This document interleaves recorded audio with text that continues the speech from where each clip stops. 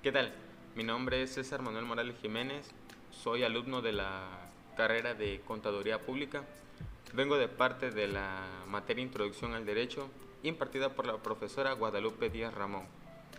Soy del primer semestre Grupo D y el título del trabajo que se va a presentar es Portafolio de Evidencias. Introducción.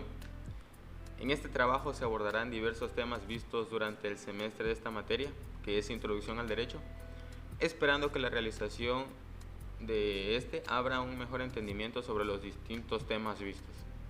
Esta manera de repaso se llevará a cabo con la esquematización de los temas, pudiendo así tener una idea más clara y más certera de cada uno de estos.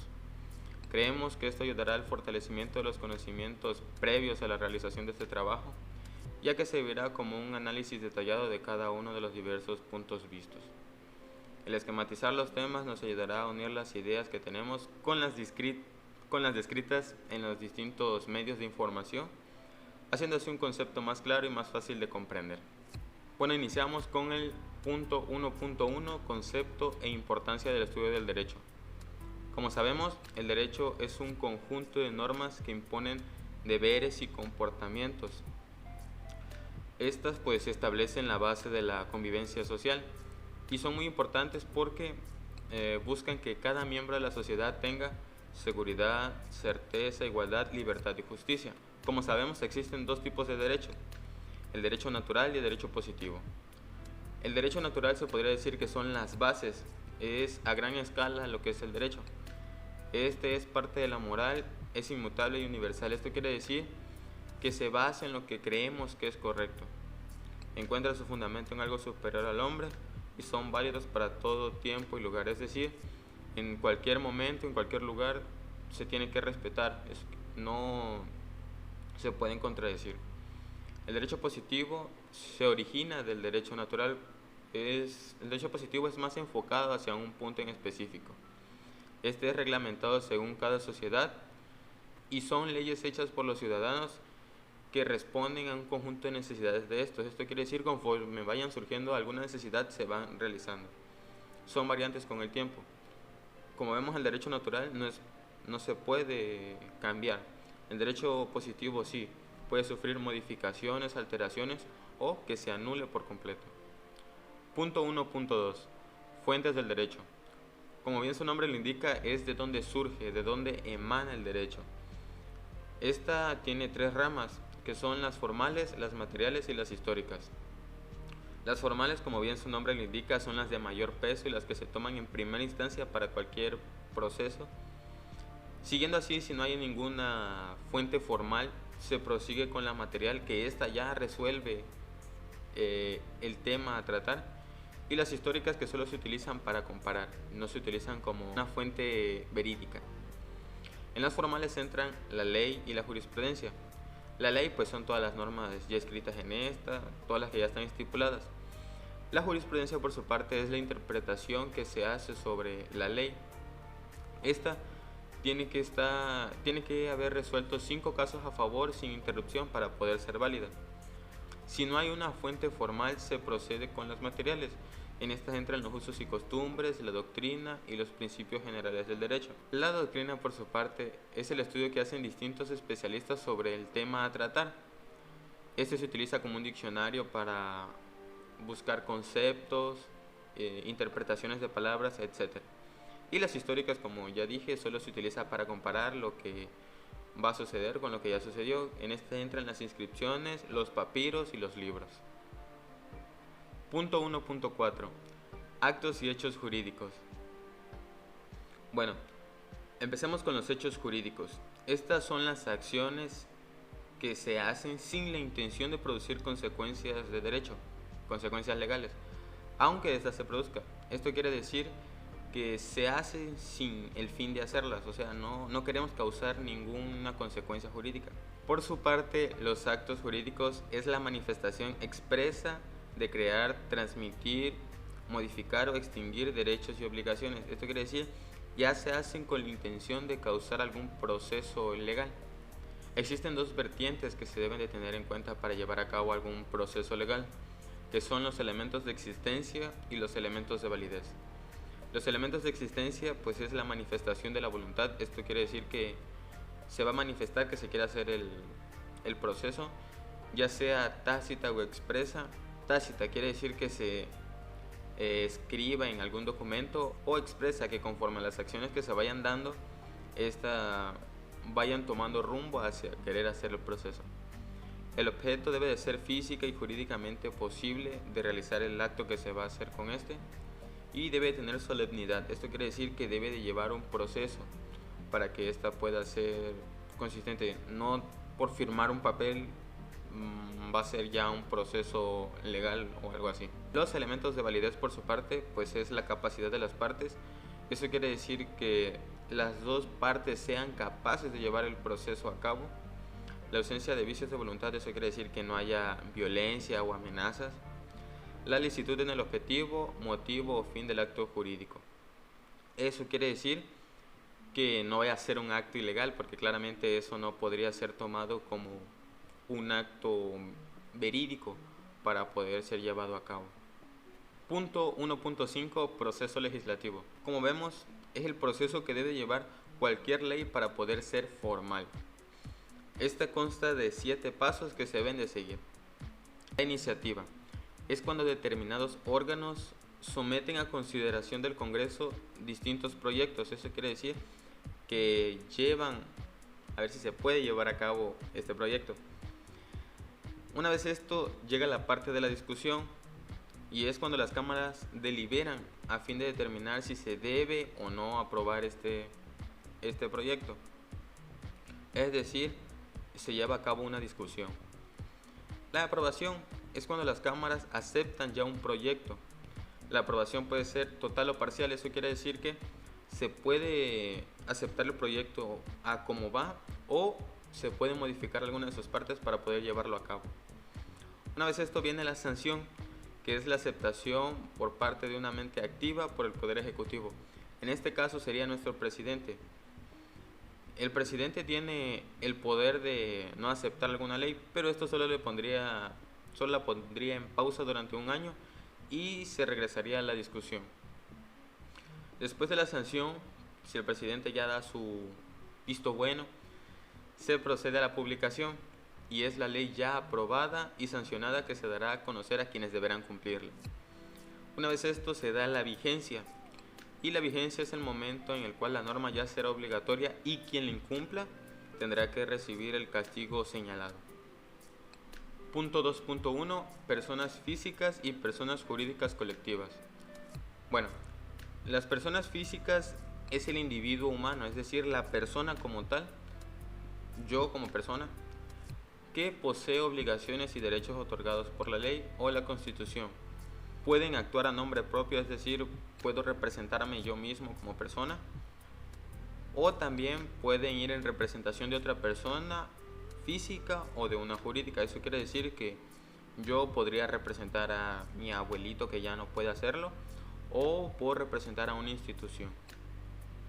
Por su parte, la persona jurídica colectiva es un organismo formado por un conjunto de personas físicas. Estas personas se reúnen con un fin en común. A esta persona jurídica se le reconoce con capacidad de tener derechos y obligaciones. También pueden ejercitar los derechos que sean necesarios para cometer su fin, siempre y cuando no afecten a terceros, es decir, que para lograr su objetivo no lastimen los derechos de terceros. Punto 2.2. Personalidad, capacidad e incapacidad. La personalidad es la identidad jurídica por la cual se reconoce a una persona, entidad, institución, etc., con la capacidad suficiente para contraer obligaciones y realizar actividades jurídicas, es decir, es lo que le da sentido a esa persona o a esa institución para poder llevar a cabo algún proceso jurídico. La capacidad jurídica es la aptitud que tiene el individuo para ser sujeto de derechos. En este caso, para la persona física, este se da solo por el simple hecho de serlo. La capacidad de ejercicio. Esta es la aptitud que tiene la persona para hacer valer sus derechos y cumplir obligaciones. En este caso, en las personas físicas se adquiere después de la mayoría de edad, es decir, después de los 18 años y cuando se tiene completa salud mental. La incapacidad, por su parte, es el defecto o la falta total de la idoneidad para ser titular de los derechos, contraer obligaciones y adquirir deberes y ejercerlos. En este caso tienen incapacidad legal los menores emancipados o condenados a sufrir dicha pena. También tienen incapacidad natural y legal los menores de edad, los mayores de edad privados de la razón por locura, idiotez, etc. Los sordomudos que no saben leer ni escribir, los ebrios constitucionarios y los consumidores habituales de enervantes. Punto 2.3. Atributos de la personalidad. Estos atributos pues son las partes que debe de llevar la personalidad para poder ser. Como primer punto tenemos el nombre. Este es la denominación verbal o escrita que se le da a una persona y sirve para identificarla ante las demás, haciéndola de cierto modo inconfundible. El siguiente punto sería el domicilio, que este se entiende que es el lugar donde reside la persona o donde tiene el propósito de establecerse. El estado civil, por su parte, pues es más considerado hacia la familia, ya que comprende el estado de cónyuge, casado, divorciado, etc. Prosigue la nacionalidad.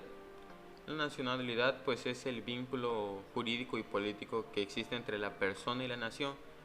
Esta rebasa la materia civil y ya se instala en el contexto legal del derecho constitucional. El estado civil y político pues es lo que distingue al individuo en la sociedad y en la familia. Esta tiene tres cualidades y es la nacionalidad, el matrimonio y el parentesco o afinidad. Punto 3.1. Concepto de bien.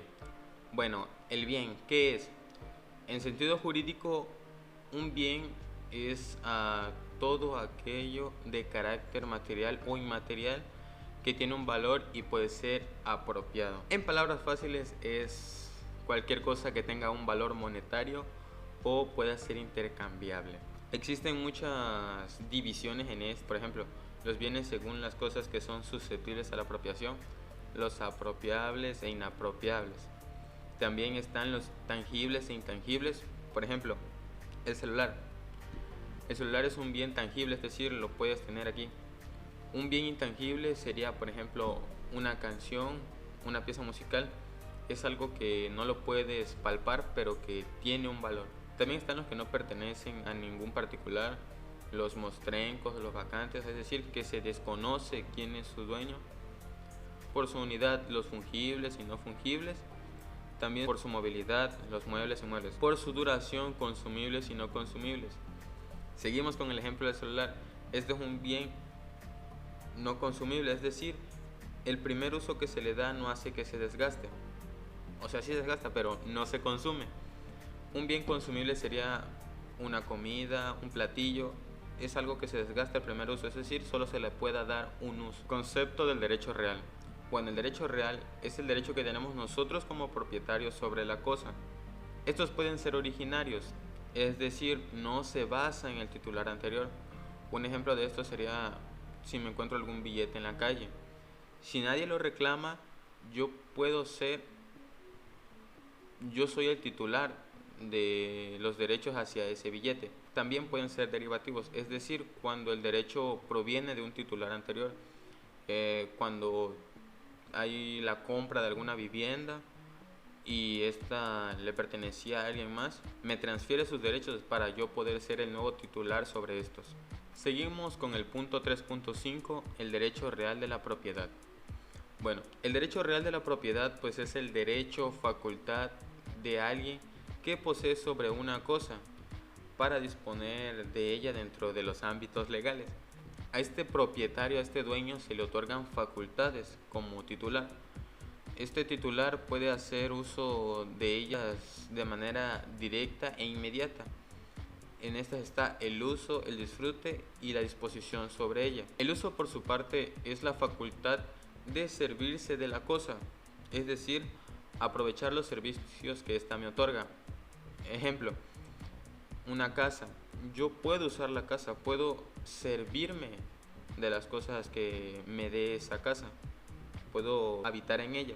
El disfrute es cuando el propietario pues goza de los frutos que da el bien. El disponer pues es el poder que tengo para consumir la cosa, poder destruirla, enajenarla. Yo puedo destruir la casa y hacer una nueva porque es mía. Esto sería la de disponer de ella. Punto 3.6, modos de adquirir la propiedad. Es decir, cómo conseguí esto. Existen 4 puntos que son la enajenación, la preinscripción, la herencia y la donación. En la enajenación entran la subasta, ventas por montos o pagar con algún bien distinto. También está la preinscripción. La preinscripción es la adquisición de algo mediante el pasar del tiempo. Está la preinscripción positiva, la negativa, la suspensión de la preinscripción y la interrupción de la preinscripción. Otro punto que también está presente es la herencia. Esta puede ser testamentaria, legítima o intestamentaria. La testamentaria se da cuando se deja escrito quién será el nuevo propietario de las cosas. Y las otras pues se dan cuando no se deja escrito y solo por el simple hecho de ser el sucesor se te es otorgado los bienes. Otra manera también de adquirir las cosas son por medio de las donaciones. Estas pueden ser puras, es decir, se entrega sin el pensamiento de recibir algo a cambio. Las condicionales, que como su nombre lo indica, se pone una condición para que la donación pueda ser llevada a cabo. Las onerosas y las remuneratorias. Esto quiere decir que la donación se da con el fin de que se regrese algo o alguna parte. Punto 3.7, la copropiedad. Cuando hablamos de copropiedad, estamos haciendo referencia a que 2 o más personas son dueñas o titulares de derechos y obligaciones sobre la propiedad, es decir, que son los representantes de esta. Para poder estar en copropiedad se deben de tener 2 puntos en cuenta. El primero es, todo acto de dominio, es decir, de disposición tanto jurídica como material, solo será válido si se lleva a cabo con el consentimiento de todos, es decir, cualquier cambio o modificación que se le quiera hacer a la propiedad se deberá llevar a cabo por parte de todos. Ningún copropietario puede enajenar la cosa en común sin el consentimiento de todos. El segundo punto es que todos los actos administrativos de la copropiedad se llevarán a cabo por parte de la mayoría de las personas de interés. Esto comprende a todos los actos de conservación y uso de la cosa. Seguimos con el punto 4.1, concepto y elementos de las obligaciones. Una obligación. Una obligación es el vínculo jurídico entre 2 personas, una llamada acreedor y una llamada deudor. El deudor es la persona que está obligada a dar a la otra, es decir, que está obligada a dar al acreedor alguna cosa o realizar algún hecho en específico. En este proceso de la obligación existen 3 factores, que son los sujetos, el objeto y el vínculo jurídico. Los sujetos, como ya lo describimos, es el deudor y el acreedor. El acreedor es el sujeto activo y es el que puede exigir el cumplimiento de la obligación. El deudor es el sujeto pasivo y es el que está obligado a cumplir con lo que se le estipuló. El siguiente punto es el objeto, que es la materia misma de la obligación, es decir, puede ser una cosa o algún hecho. El último punto es el vínculo jurídico, es la relación que se crea entre los sujetos cuando pactan o crean la obligación. Un ejemplo sería cuando prestamos dinero. Si yo soy el que presta, yo sería el acreedor y el que me lo está prestando sería el deudor. El objeto como tal de esta obligación sería el dinero y el vínculo jurídico puede que hayamos firmado algún contrato o un pagaré. Punto 4.2, fuentes de las obligaciones, es decir, de dónde nacen las obligaciones. En primera instancia tenemos al contrato, que esta pues es el acuerdo entre 2 o más personas para crear, transmitir, generar obligaciones. También están los cuasicontratos, que es cuando no ha existido algún acuerdo entre las partes. Puede ser la herencia, la gestión de negocios, el pago indebido, etc. Otra fuente de las obligaciones es la voluntad unilateral. Es cuando tú como persona te obligas a dar o a hacer algo hacia otra persona. Solo se toma en cuenta la voluntad individual y pues esta nace del deudor. Los actos ilícitos pues son los actos u omisiones que sancionan la ley de manera penal Es decir, pues estás creando ya una obligación con el Estado. Puede que te sancionen con cárcel o también con el pago de alguna amonestación. Los actos y hechos jurídicos pues se toman como fuente de las obligaciones porque son cuando se crean los vínculos entre la persona o el Estado. La ley pues es la base de todas las demás.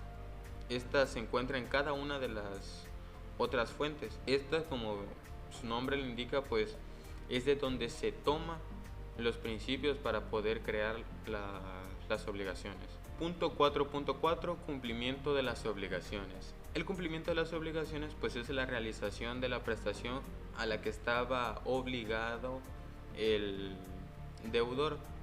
Esta se puede dar de distintas maneras. Un ejemplo de esto es el pago, pues es pagar y se cumple la obligación, por lo tanto se extingue. También está la donación en pago, que es cuando el deudor da una cosa distinta, pero con el mismo valor que se tenía previsto. La compensación es cuando las dos personas, el acreedor y el deudor, llegan a un acuerdo de dárselo de otra forma. También está la remisión. La remisión pues no es más que perdonar la deuda y solo se basa en el acreedor. Esta perdona la deuda y el deudor queda libre. Pérdida de la cosa es cuando la obligación se extingue si la cosa se ha perdido o ha sufrido un desgaste grave, que era lo que hacía que se hiciera válida la obligación. La nulidad es cuando no fue llevada de la manera correcta esta obligación y por lo tanto se extingue.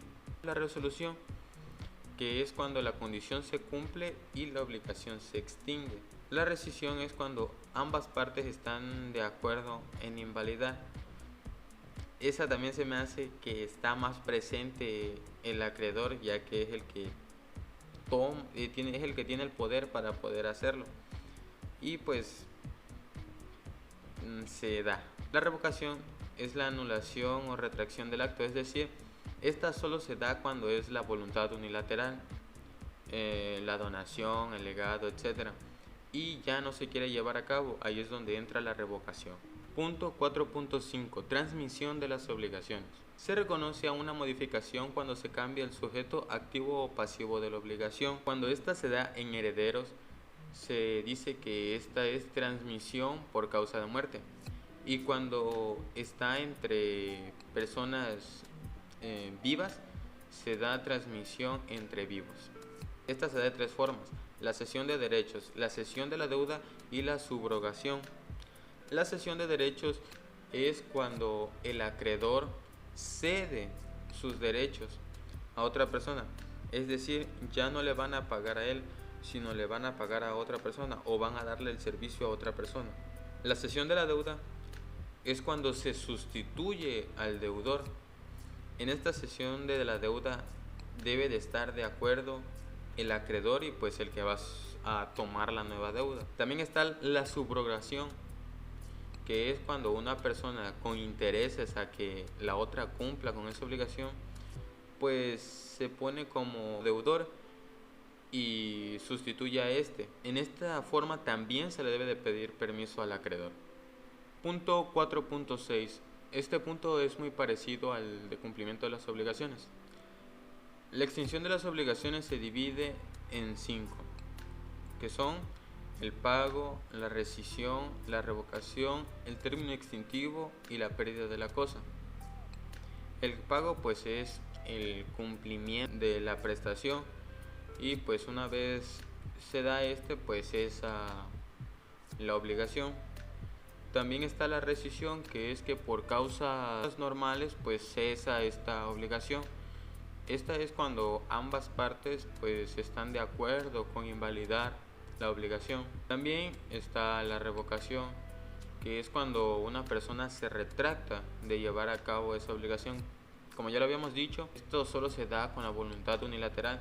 Un ejemplo de esto sería la donación, cuando ya no se quiere llevar a cabo y pues cesa la obligación. También está el término extintivo, que es en el momento en que algún acto jurídico debe empezar o dejar de producir los efectos. Por ejemplo, cuando ya se llega al límite, eso ya ahí cesa la obligación. También tenemos la pérdida de la cosa, que es cuando lo que está originando la obligación, cuando la cosa que lo está haciendo se pierde o es destruida o sufre graves daños, y pues ahí cesa la obligación. Punto 4.7. Concepto del contrato. Bueno, el contrato es un acuerdo de voluntades para crear, transmitir derechos y obligaciones. En este caso, al contrato se le ha dado como función positiva, ya que pues crea y transmite estos derechos y obligaciones. Al convenio, por su parte, se le ha denominado como función negativa, ya que modifica y extingue derechos y obligaciones. Existen tres elementos del contrato, y son los esenciales, los naturales y los accidentales. Los esenciales pues son todos aquellos que de no satisfacerse no existe el contrato. Algunos los denominan como elementos de existencia de los contratos. También están los naturales, que son todos los elementos que se dan de cierta manera en el contrato, pero que no se dan en todos, es decir, no tienen parte en todos. Estos podrían ser algún plazo, algún término, etc. También están los accidentales, que son aquellos que no se dan en el contrato como tal, sino que son pactos adicionales o modalidades que no corresponden a este. En palabras fáciles sería como un plus del contrato. Estos figuran por parte del acuerdo de las voluntades y en un momento en concreto. En conclusión, al finalizar con esta actividad me di cuenta de todos los beneficios que trajo consigo, como el encontrar nuevas vertientes donde no tenía los conceptos muy claros. El poder identificarlos hizo que los estudiara de una manera más concisa y los pude comprender de una manera más adecuada. También sirvió para el fortalecimiento de lo ya aprendido, ya que pude ramificar cada uno de los temas vistos en clase. Una vez concluido este trabajo, me voy con un conocimiento más amplio y más certero sobre lo que es la introducción al derecho. Gracias por su atención prestada, me despido con un cordial saludo.